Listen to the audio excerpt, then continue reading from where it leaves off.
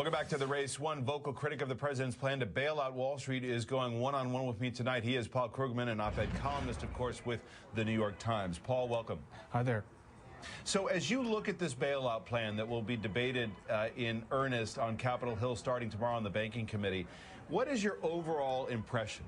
Where does it seem to work, but more pointedly to what you wrote today, where doesn't it work? Well, I mean, almost everybody agrees that we need something right now. We do need a rescue. Maybe it doesn't have to be, maybe not today, maybe not tomorrow, but soon for the rest of our lives. But the key thing, if you wanted the phrase that's really driving me crazy is people talk about we're going to take the bad debt off the books of the banks, and that's going to, right. And that tells you nothing, because the question is, at what price do you take that bad debt off the books? If you take it off at a zero price, sure, then the taxpayers get a great deal, but the banks go bust. If you take it off at a very high price, you save the banks because you've thrown a lot of taxpayer money at them, but then the public loses a lot. And is there any? How does this make sense? How are we supposed to be saving this without throwing a lot of money at them? Paulson has never explained this, and I think what we had was a major case of overreach by Hank Paulson. He basically has not tried at all to explain how this plan is supposed to work.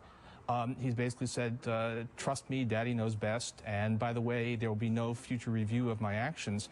And, I would quarrel with Aaron Burnett a little bit. He does not have a great track record. Actually, some people were better at him. So what we need is something where we have a plan to actually rescue the system, but taxpayers get some ownership in return. Well, let's talk about that, because this is from your column this morning, and we'll put it up on the screen so everybody can see. If the government's going to provide capital financial firms, it should get what people who provide capital are entitled to, a share in ownership, so that all the gains, if the rescue plan works, don't go to the people who made the mess in the first place. But Mr. Paulson insists that he wants a clean plan. Clean in this context means a taxpayer-financed bailout with no strings attached, no quid pro quo on part of those being bailed out. But, Paul, are you saying that the era of big government is definitely over, that the government ought to have some ownership of these investment banks? Well, at least transitionally, right? Look, when the savings and loan industry fell apart, the government took over the banks.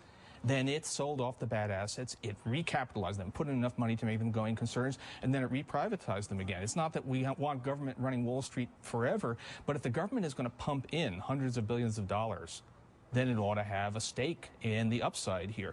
And that, by the way, since I wrote that column, Senator Chris Dodd has come out with a plan which, on first read, looks like it's going a substantial direction, substantial distance in that direction. We actually can do that. And, this is what you do. People have been drawing parallels, saying, we rescued the savings and loans, and the Paulson plan is like that. The Paulson plan is not. The Paulson plan is, we're just going to throw money at this sector without anything accruing back to the taxpayer except the toxic paper, and we can do better than that. Let's look at a new ad from Senator Obama on the economy, and then I have a question about what voters should be looking for. Watch this. We've seen what Bush-McCain policies have done to our economy. Now John McCain wants to do the same to our health care. McCain just published an article praising Wall Street deregulation, said he'd reduce oversight of the health insurance industry too, just as we have done over the last decade in banking, increasing costs and threatening coverage, a prescription for disaster. John McCain, a risk we just can't afford to take. So, Paul, we've got all the back and forth on this. Right. That's just from Obama. We have the back and forth from McCain as well. But we have a crisis that is very complex and that's unfolding in real time. So for voters, what is the leadership test on the economy from your point of view? Well, I don't think voters, realistically, they're going to be able to evaluate, the assertions and the plans. This is where, one of my beefs with Obama has been that I think he does this post-partisan thing too much. Really, all that you have to go on, or most of what you have to go on, is that there has been a difference between the parties here. Right? The Democrats are the party of more regulation, more oversight. The Republicans have beaten them up about that in the past. Who is it that you think is more likely to crack down on the kinds of Wall Street abuses that have taken place? The Republican Party, which believes that markets are right, or the Democratic Party, which believes that markets need to be watched over a fair bit. That's the other thing you can do is you can look at the people that are around the candidates. Right. And look. Until just sort of basically yesterday, McCain's guru on economics was Phil Gramm, the high priest of deregulation. He spoke glowingly about Alan Greenspan. Once said that, you know, he'd prop him up like the guy in Weekend at Bernie's if Greenspan wasn't able to actually talk. And Greenspan, if there are two guys that I blame for this crisis, it would be, in order, Alan Greenspan and Phil Gramm. So this is telling you something.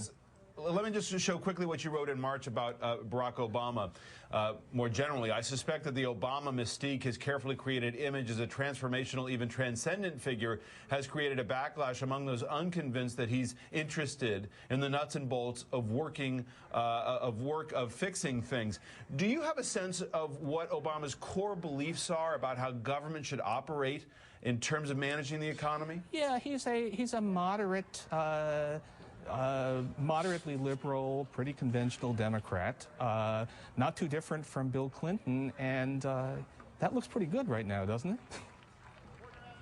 it? To a lot of voters, it certainly would. What do you think would motivate or the core beliefs of John McCain? John McCain is essentially, politically, he's a Reagan baby. He's been he came in with the Republican Revolution. He's always been in favor of less government off your backs. Washington is the problem. His whole mindset is against the kinds of things that a lot of people are thinking we need to be doing now because we've had the markets go wild. All right, Paul Krugman from the New York Times editorial and op-ed page. Always good to have you on. Thank you, Paul, very much. Thanks a lot.